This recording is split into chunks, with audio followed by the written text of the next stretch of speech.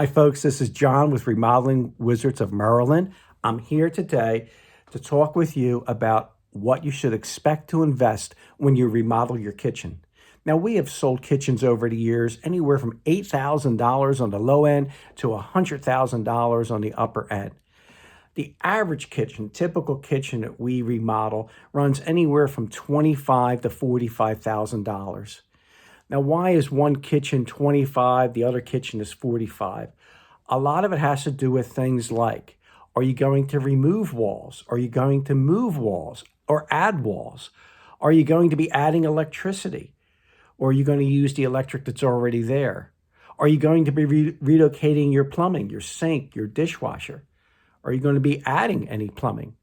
All of those things can drive the cost up of remodeling a kitchen.